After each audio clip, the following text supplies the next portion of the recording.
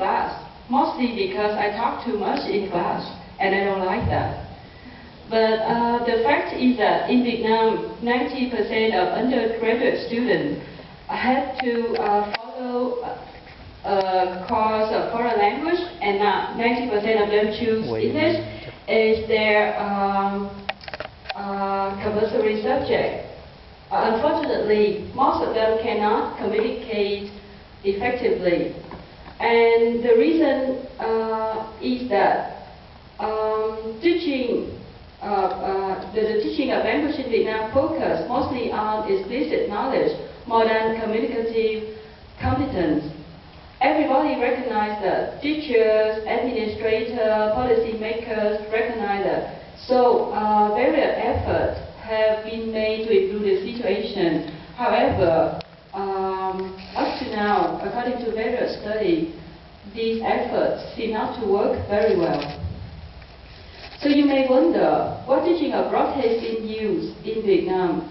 In fact, PPP is the most popular teaching approach not only in Vietnam but also in Asia. And this method consists of three basic phases: presentation, practice, and production. In the presentation stage, the teacher will present a target language to the student. In the practice stage, students will have opportunity to practice what they have been presented before.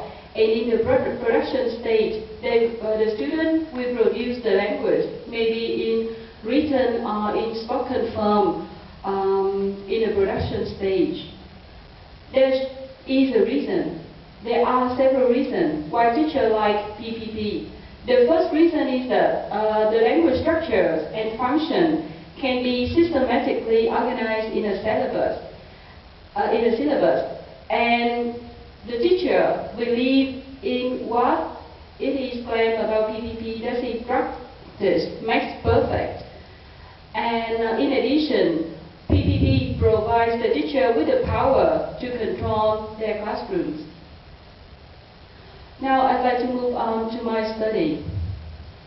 There are two goals in my study. I want to investigate the extent to which PPP and TVLT enhance student writing performance and self-regulation. And the second goal is that I want to explore different impacts of PPP and TVLT on student writing performance and self-regulation. So you may wonder, what is TVLT? Why TVLT, why writing, and why self-regulation? Why do I want to conduct my study specifically on these features? What is TVLT? TVLT is an approach which consists of three basic phases: pre-task, during task, and post-task. And this approach is favored by the Asian governments. They have the reason to like this approach. This approach is promoted because of the following reason. According to various researchers, one of which is Rahul, he claimed that form is best applied when the focus is on meaning. And it's believed that task provides learner with rich exposure to language and allows them to adjust the input according to their levels. And finally, TVLT has positive impact on motivation and self-regulation. In the next part, I'm going to tell you why I choose writing for my study. According to various research, writing skill is very important for students to succeed in school and also in personal and professional world. For Asian students, writing skill is a challenging and demanding activity, especially in the context that in Asian countries in general and in Vietnam, the teacher teach writing. When they teach writing, they focus especially on the forms of the target language more than the communicative effectiveness of writing. How about self-regulation? According to Kellogg, self-regulation plays an important role in writing. A great part of writing involves self-regulation, and it is believed that self-regulation can help to enhance writing performance. Now, I'd like to move on to describe specifically what I have done in my study. I'm going to tell you about my participants, the timeline, and the differences between the PPP and TVLT courses. Let's start by talking about participants. Participants of my study include 138 students, 27 male students and 111 female students, who age range from 18 to 19 years old. These students were randomly assigned to either the PPP or the TVLT condition. According to a preliminary study, they have very little experience with English paragraph writing, although they had experienced 7 years of learning English at school. Another participant is the same teacher for the two conditions. This is the timeline of my study. There was 10 weeks intervention in which students in this condition will be taught with either PPP or TVLT approach. Students' writing performance and self-regulation will be tested before the intervention and right after the intervention. In addition, 10 weeks after the immediate post-test, their writing performance and self-regulation were tested again, and there was no intervention during these 10 weeks.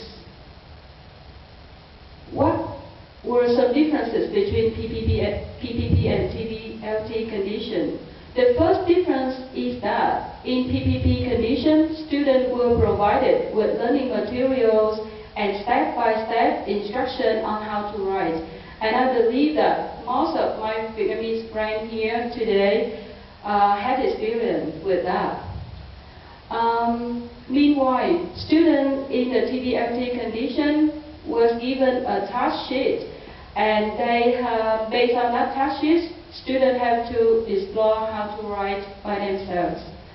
The second difference between the two conditions is that in the PPP condition, most students use the learning material that the teacher gave them as their main resource, while students in the TVLT condition use different types of resources such as dictionary, grammar books, the internet, or friends at their disposal. I should make clear here that the students in the PP condition were also allowed to use this material. However, they may felt that the learning material that the teacher gave them was enough. So most of the time they use the learning material as their resource for writing. The third difference between the two conditions is that in the PPP condition, students receive comprehensive teacher feedback on accuracy, content, and structure for their first writing draft, while students in TVLT condition only receive teacher feedback on content only for their first draft. However, there were also similarities between the two conditions. The first similarity is that both groups receive some document to work with.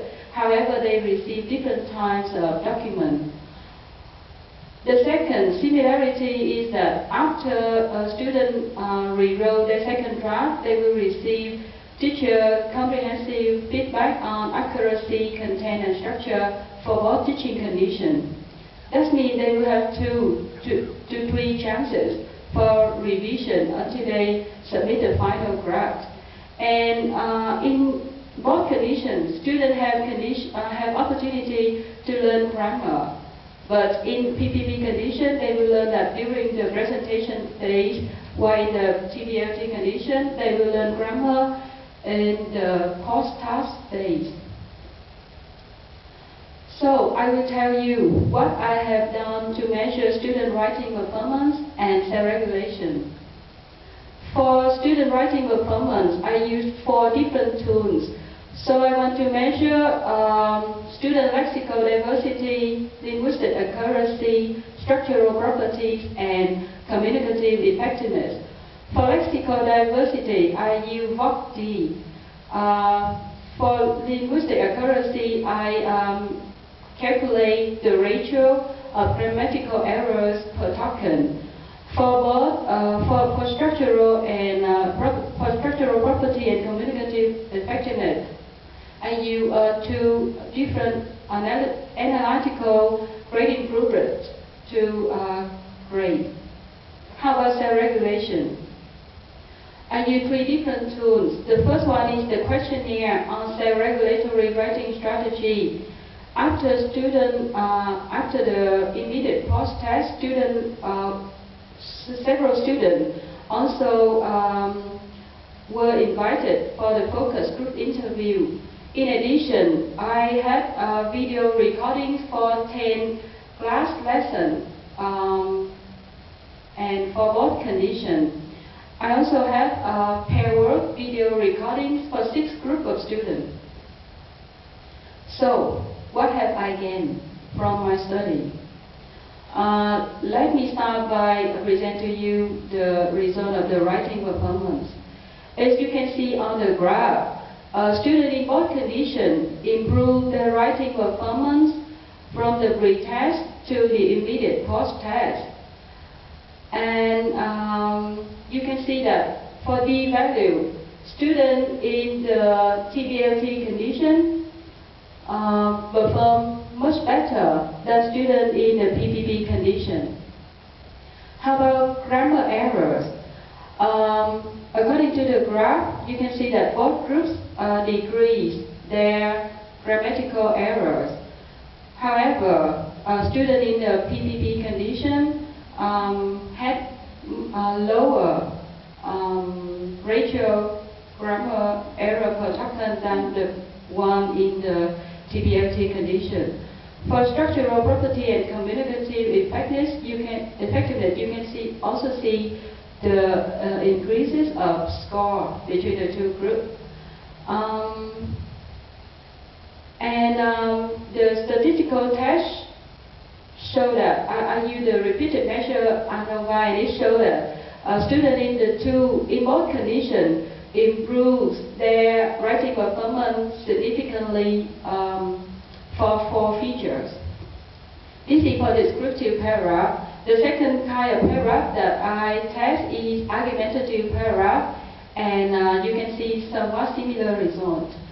So when I compare, when I use one-way maneuver to test whether the two groups differ, I recognize that students in PPP condition perform significantly better than students in TBL condition only in lexical accuracy. That means they make significantly fewer grammatical mistakes than those in the TBLT condition.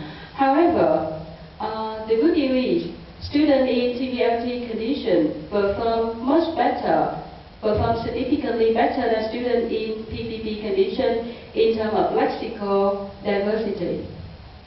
How about self-regulation? Self-regulation, I focus on the three aspects of self-regulation. Self-regulation of environmental processes, behavioral processes, personal processes, and the overall self-regulatory writing strategy. And you can see that students in the TBLT condition, the orange column increase their self-regulation over the time, while you can see the fluctuation in the PPP condition. That means they decrease their self-regulation in the immediate post-test, and then it increase again in the delay post-test, but there is not much difference between the pre-test and the delay post-test. So in some way, their self-regulation remains the same after the course. Here's my discussion. I will discuss why students develop their writing performance and the changes of their self-regulatory writing strategy. TBLT, students in TBLT condition is better than those in PPP condition. condition in improving their lexical diversity. There it may result from the following reason. So, TVLT students were exposed to a wide range of language talks, not only limited to the learning material as the student in the PPP condition. Second, TVLT students were free to choose the language input by themselves.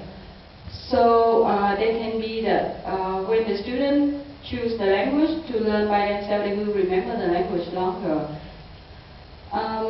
The next reason is that PPP students may have felt no need to look for vocabulary outside their learning material.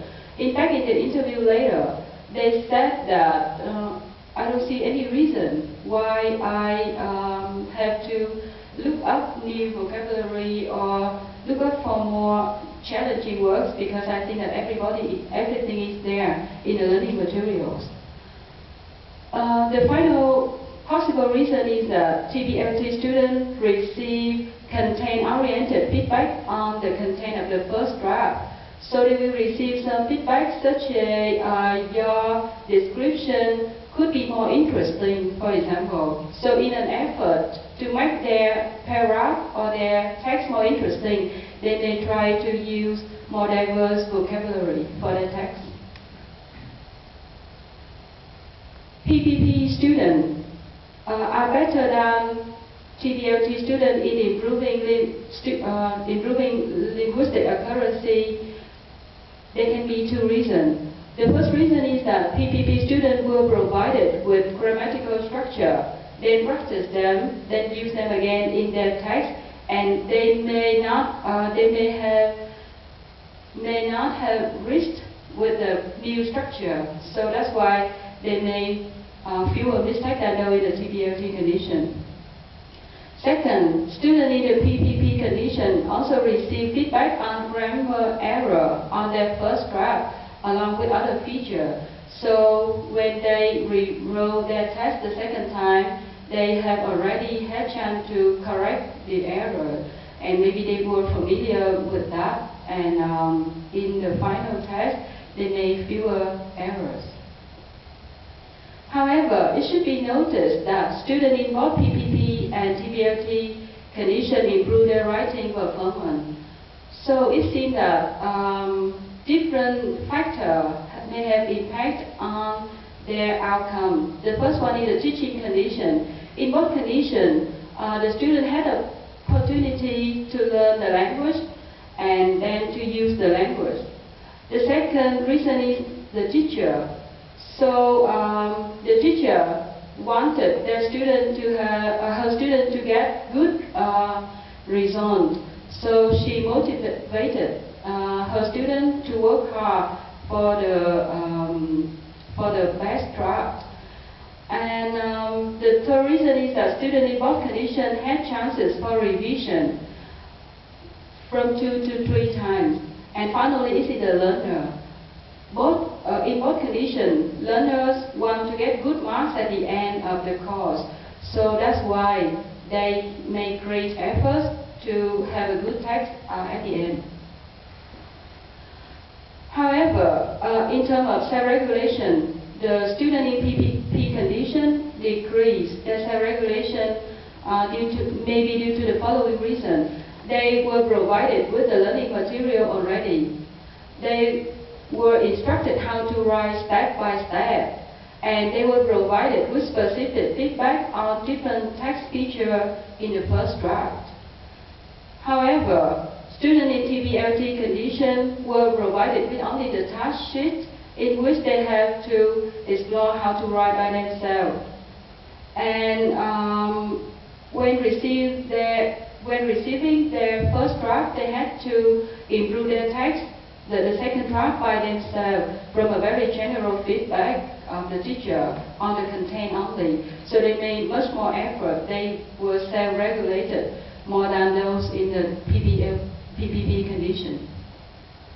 So what is my conclusion?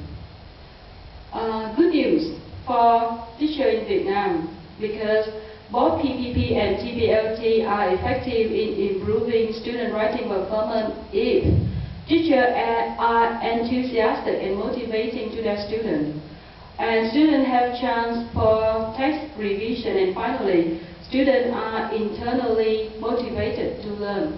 However, in the long run, TPLT may be more effective than PPP because students in the PPP condition were familiar with that teaching approach for most of their life, while students in the TPLT condition only had one semester, that means only 10 weeks to learn with the new method, and there were not much differences between the two conditions. So I have a good reason to believe that in the long run, TPLT condition will be more effective than PPP condition. In addition, TPLT will be even more powerful in improving student self-regulation if students are free to choose when and where to write. Because in my study, students only wrote their text in class, so they were not free to self-regulate their environment. And it will be more powerful if the students believe that they can learn by themselves. It's not fair for them because Vietnamese students seem to be raised to believe that they must learn with the instruction of the teacher only. So after one semester, when the students are familiar with that, we should give them the belief that they can learn by themselves. There are some limitations in my study. In my study, only the writing products were evaluated, not the writing process.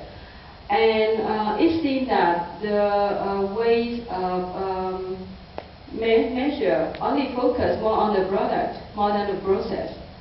The second limitation is that the study was conducted within one semester only. And the third limitation is that there are only two text times being investigated, that is descriptive paragraph and argumentative paragraph. Although according to various studies, these two text times are more different than similar, but I believe that with more time of text, it can yield interesting results. So I propose some direction for further research. Researchers can replicate the study in a wider and more diverse context. For example, not for only students of language study, but also in other fields of study, for example, information technology, economic, etc. And researchers could conduct a longitudinal study with additional qualitative tools. And researchers to have more interesting results, the researchers should evaluate both the writing products and process, and more charm of writing should be explored. So that's all for my presentation. Thank you for listening.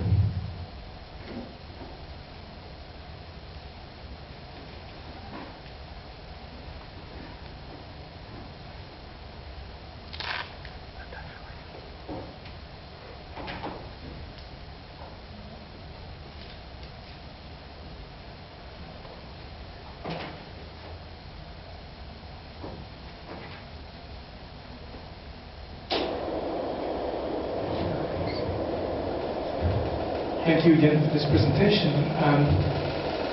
Before we embark on the more interactive part of this procedure, it is my pleasure to introduce to you the individual members of this commission, and especially I want to welcome the external members of this jury, and I want to thank them for having accepted to come to Leuven and be part of this jury. First, Professor Gert Reinaars-Dam. To my right, Professor Reinaars-Dam holds a position as full professor at the Graduate School of Teaching and Learning of the University of Amsterdam, the UvA, where he is a member of the program group Onderwijs, Leerprocessen en Onderwijs-Leerproblemen. His research interests concern different aspects of writing.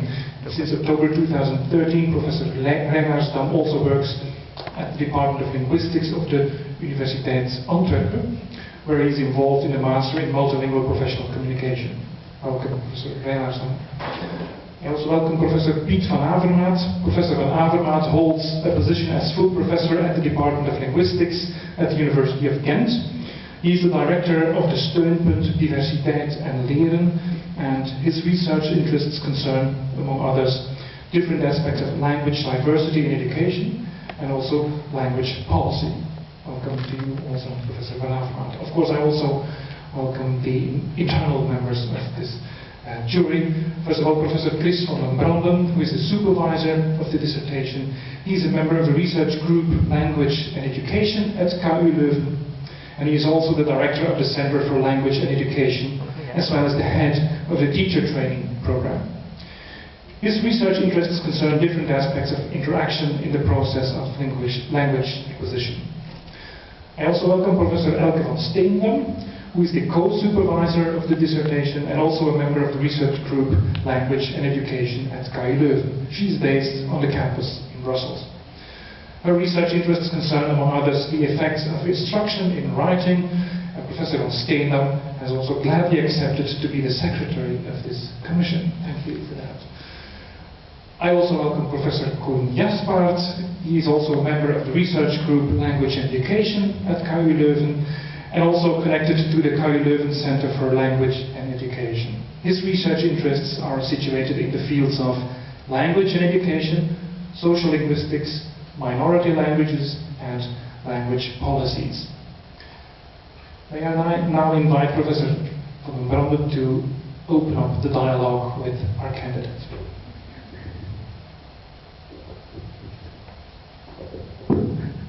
Dear candidate, standing right next to me, Julian. First of all, I would like to congratulate you. I will express a more elaborate laudatio, expressing my praise at the very end of the ceremony. But at this point, I would like to mention already that you have written a very interesting, thought-provoking, and well-documented dissertation on the effects of two approaches on writing education. I think your study raises a number of fascinating research questions and has the potential to make a vivid contribution to the growing research based on the implementation of task-based language teaching in the Southeast Asian countries. I think we all agree that the dissertation is in a highly readable style, and it does provide the reader with all the detail necessary to learn about your research questions, your methodology, and it also gives all the members of the jury the opportunity and the information to critically interpret the results of the study. Now, as your promoter, it is not my role today to raise critical concerns and to identify the limitations of your study. I will leave that up to my fellow members of the jury, who will formulate a couple of nasty questions. However, I would like to ask you a question. And this is related to the point at which I became interested in your study. It actually constituted one of the main reasons why I was willing to become your supervisor at the very end of your project. Your study is about task-based language teaching. And task-based language teaching has been one of my favorite personal research interests over the past 20 years. I'm sure that you have discovered that Leuven is a most suitable place to carry out a study of task-based language teaching.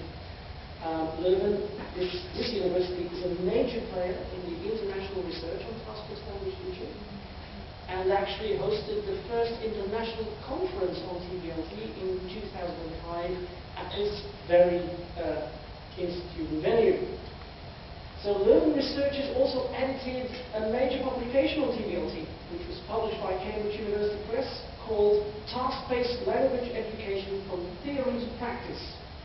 So here's my question. What does your study reveal about the theory and the practice of TBLT? What can we learn, we as Leuven researchers? What can we learn from your study about, first of all, the theory of TBLT? The basic principles of TBLT, what have you learned about them? Are they right? Can people learn language? Can they develop their writing skills through task-based language teaching? And maybe your study has revealed some of the elements in the theory that need some revising. And secondly, what have you learned about the practice of language, of TBLT, task-based language teaching, in a very particular context, the Vietnamese context? So, to some extent, I'm addressing you both as a teacher and as a researcher. So go ahead. I'd love to hear what you have to say about that particular question. Okay, thank you for your very interesting questions. So what have I learned after my study? I may say a little bit about my job as a teacher in Vietnam. So in fact, when I was here in 2005 for my master, I heard about TBLT. I heard about the TBLT conference, and I heard that people were coming for it, so I was curious about it. But I didn't have a chance to participate in that. But and another interesting thing is that one of my colleagues and used to be boss conducted a study on TBLT with Professor Gig at that time.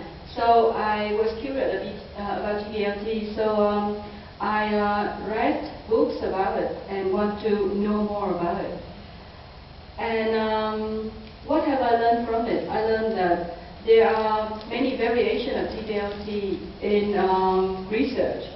And depending on the context, that we can use the appropriate one. And among the research in Vietnam or in Asia, researchers seem not to be very positive about TBLT, especially because the character or the feature of the learner in Asian country are very different from students in Western country. So they are stereotyped to be passive and could not learn by themselves without guidance. And I recognize that no, it's not true. In my case, students could write, even they could write very well if if I gave them enough opportunities. And one thing that I should mention in my study is that maybe I should, if I have evaluated student writing in another way, students in the TBLT condition, they have much better result than the PPP condition. I want to focus on their creativity. So whenever I read a text from a TBLT condition, I felt very interesting. It's like they were allowed to think out of the box. So they brought out many interesting ideas and diverse vocabulary. So I wish that if I evaluated this writing in a different way, I will have more to tell you today.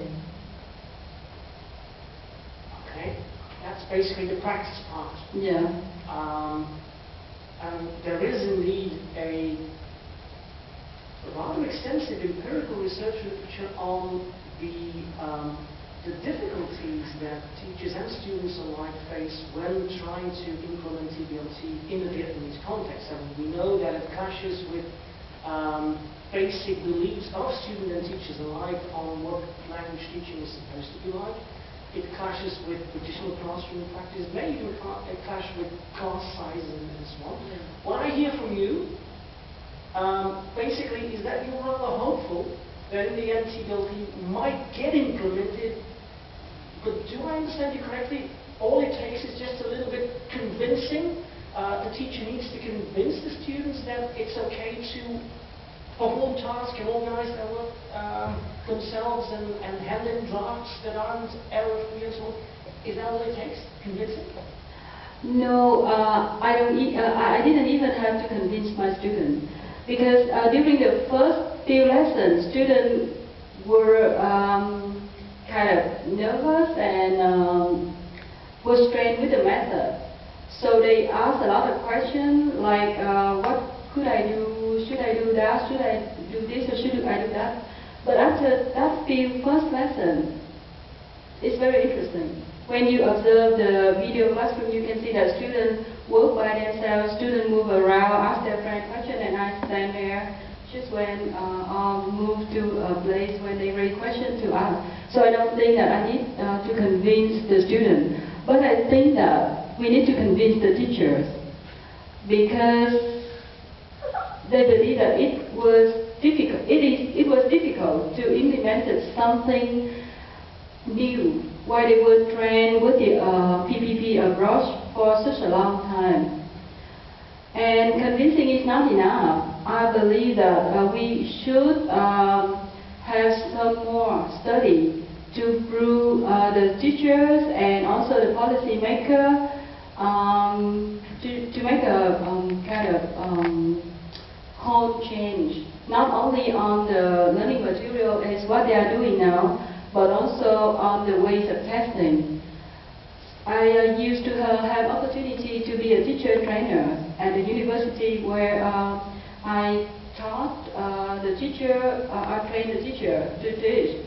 And whenever when I finished the courses, some of them came up to me and said, okay, the methods sound interesting, however, I don't think I can apply it in my classroom. I said, why? He said, because the testing is different.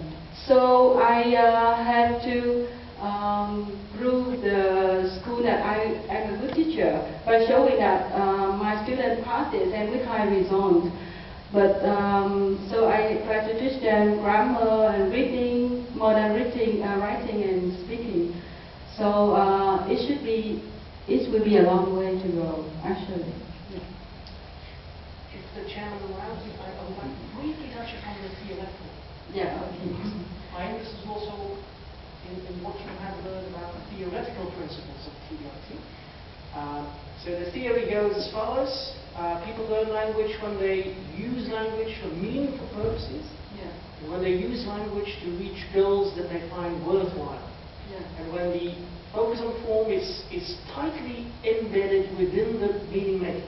That's the theoretical part. That's the theoretical story. Now, what have you learned from your particular study in this particular context about the theory of task-based language? Yeah, thank you for reminding me of the theory. In fact, that's what I also learned from that. When students were interested in the task and were willing to explore how to do the task by themselves, they could learn English very well. So that's also in my case in the teaching context that I conducted my study. Yeah, so it once again proved the theory of TDLT. Thank you, Professor van Brander. I now invite Professor van Steendam to address her questions to the candidate.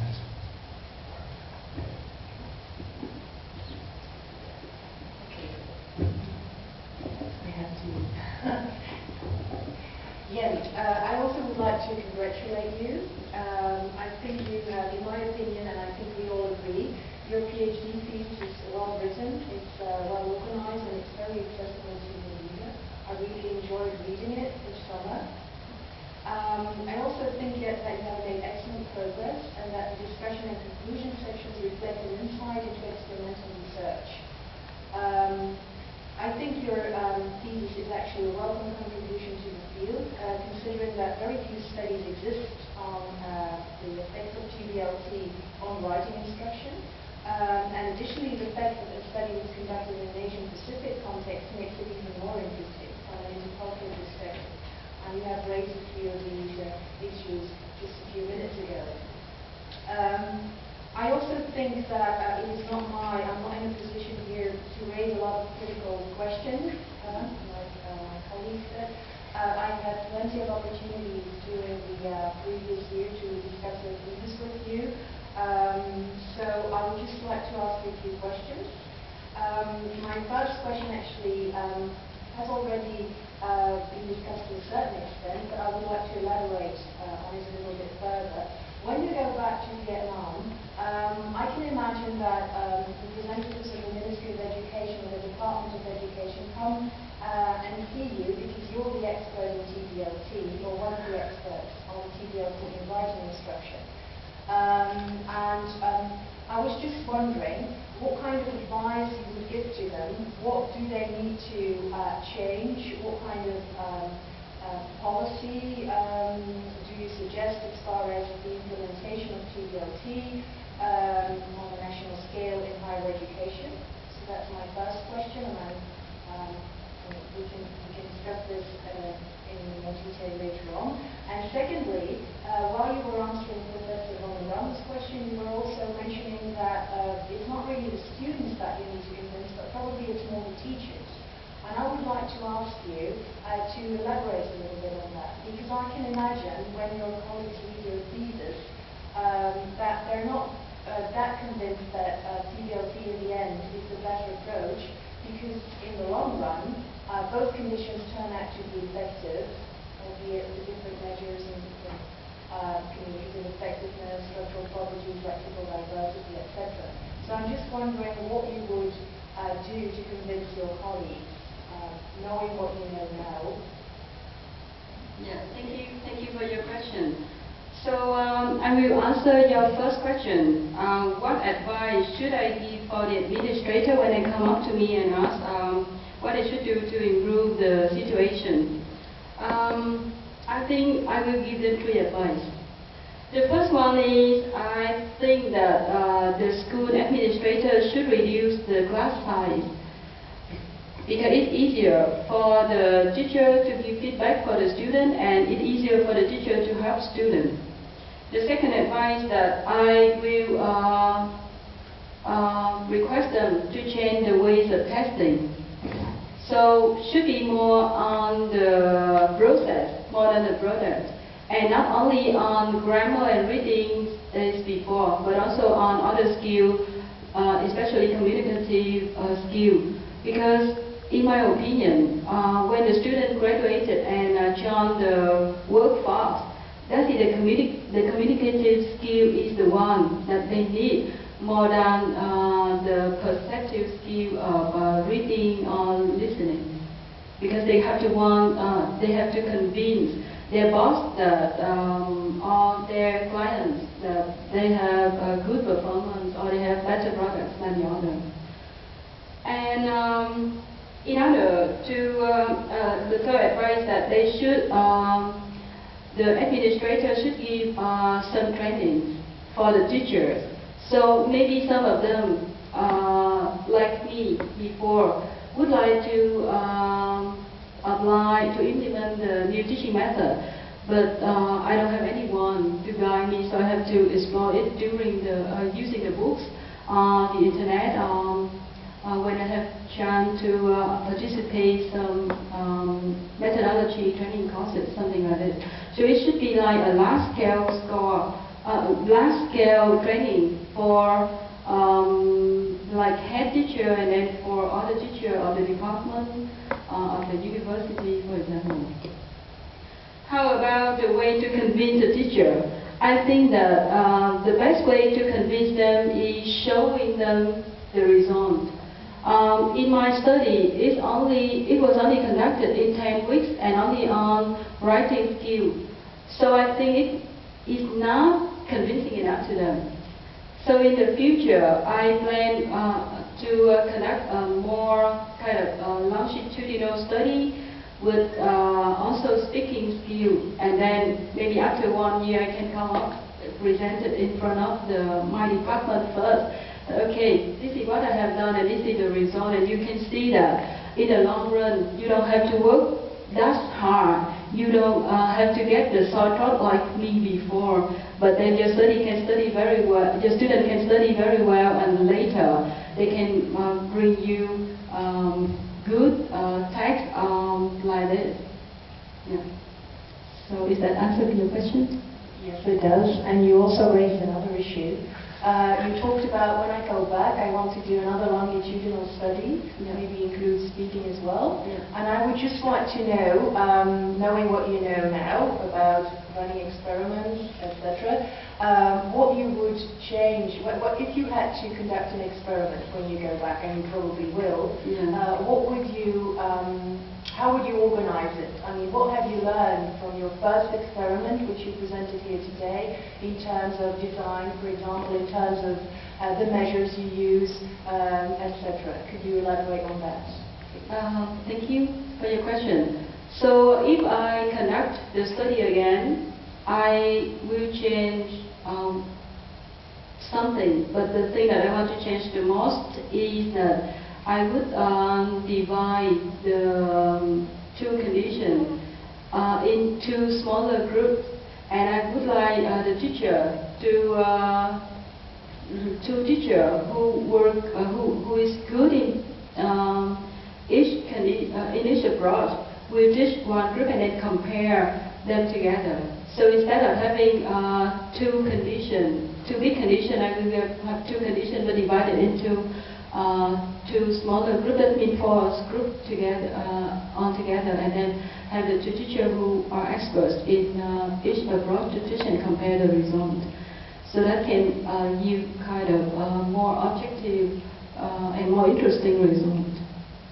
Yeah. And in terms of measures, I mean, you use analytic measures to measure text quality, but you also mentioned process measures, etc. Can you tell me a little bit about that? Yeah, thank you for reminding me. So for the writing skill, I will not only evaluate student product, but also on the process. So I think that I will collect their writing portfolio, and maybe we'll ask them to report on the Takealot protocol, on what they have done during the text, and it may give more interesting and more convincing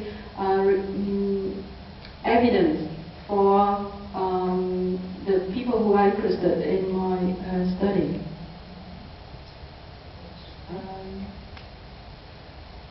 Okay, you conducted your experiment, and I was wondering, while you were working with students, did you perhaps notice that some of the initially weaker students, or the weaker writers, or the low self-regulators, feel more at ease in the PPP condition than in the TBLT condition? So one of the things that I was wondering about is whether you didn't expect any differences between within the groups themselves. I can imagine when looking at the materials in your thesis that some of the weaker students, maybe some of the low self-regulators, feel very much at ease in the PPP condition. It also is it is a relatively attractive condition. You have some pair work, you've got group work, you've got interesting materials, and students are guided. Yeah, so maybe a weaker student feels at a loss and thrown in at the deep end, so to speak, in a TBLT condition where they have to compare text models but don't really have the teacher to tell them, okay, this one is the good one and this one isn't this is a poor version, for example. So I was just wondering, and you do that in your thesis, in the discussion, for example, on page 101, etc., what you think the benefits of the two conditions are, the advantages and disadvantages for initially weaker and initially stronger students. Do you have any hypotheses or experiences on the basis of your experiments? I haven't tested that in my study, but I can recognize what you just mentioned. In fact, students in the TBLT condition, the weaker one felt kind of lost at the first few sections. So that's why they needed my help more often than the others. But days by day, weeks by weeks, when they were used to that, they could do that. So TBLT is not only for good students, it can also be weak students. As long as the teacher give enough support for them. That's my opinion. Yeah. Thank you. Thank you, Professor van Steendam. I now turn to Professor Rijlaarsdam, and I invite him to address his questions to the candidate. The candidate. My congratulations with the book. Well done. It's a good report of what you did, and it's very helpful for the reader that you gave so many appendices and materials to follow what you did. so we could keep track on the whole process. And that means that we have enough materials to ask some critical questions. First of all, the context. It was not clear to me, you did divide the group in two conditions, 69 in each, Yeah. and was one class. Did you taught one class of about 70 students in 1 hour? Or did you divide the classes, the group, the conditions? I teach the class, everyone in a class section. A class section of 69 Yeah. students in one. Yeah. But that's why you asked for smaller classes. Yeah. All right. Why would you do that? I had no choice actually, and there's two reasons. The first reason is that that is the division from the university. So at that time the class size is very large. So by the time that conducted his study, the previous student conducted study, there were fewer students who enrolled in language study program. But the year when I conducted my study, more students wanted to learn English. So according to the administration reason, they divided the language classes into two big classes. Yeah. And the background of students, were that all students? That they all language study, yeah, English study. Studies. Yeah. In English studies. Yeah. Correct. So there were freshmen in English. Yes. All. Yeah. And then you had a course of 10 weeks. Yes. And did they do some writing in other courses, in parallel courses? They didn't do writing in other courses, but they learned some other skills such as reading, speaking, and listening, and grammar and pronunciation in other courses. So I didn't do integrated skill, but I focused on the writing course only. So there's no possibility that they learn to write in a parallel course. No. And then you, after the 10 weeks, you had a post-test, Yes. and it was another 10 weeks, and then you had a delayed post-test. Yes. In the 10 weeks, without intervention, what courses did they do then? In the 10 weeks of intervention, during the After the intervention? After the intervention, they didn't do any courses because that is the time between that holiday, so they have a long vacation. All right. And also they have some time for other courses also, and also some Vietnamese courses. Okay. Yeah. So there's no chance that they learn to write in that period? No. Okay. Thank you very much. Another element of the context which I would like to ask about is related to the first chapter where you write about the Confucian background of learning and teaching. And what I learned from my Vietnamese PhD candidates is that students don't like to spoil the time of the teacher. So it's not, they are not used to hand in drafts, because a draft is an unfinished thing, and you don't spoil teacher time with an unfinished thing. Is it an old-fashioned? Is it different nowadays in Vietnam? It can be true that students only want to give the student with the best draft. And I think in my case it's the same. When the student finish their first draft, it's also a complete draft. So they believe that they already did a very good job with their first draft. So in this case, I think that there's no problem with that. And was there a big change because you gave once, twice feedback on the first draft, second draft, between the first draft and the last version? Did they improve a lot via your feedback? For the student in TBLT condition, they improve a lot. But for the student in PPP condition, the improvement is not very significant because mostly they focus on correcting grammatical errors or spelling errors, something that they believe that the good text is an error-free text. Yes. But for TVLT condition, when the student receive feedback on the content on the first draft, such a your description is not interesting enough, you can make it even more interesting.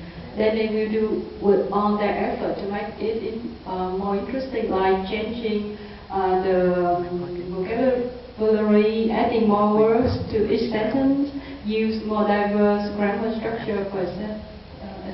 Yeah. I would like to ask some more questions about the course and then about the dependent variable. Yeah. I read the appendices, the course on the two courses on writing, and I found them equally good but different. Yeah. And you found that they were equally good but different. Yes. Right? But I wonder whether my background is writing in L1, in the monotone, in Dutch. Yeah. I wouldn't call them PPP or TVLT.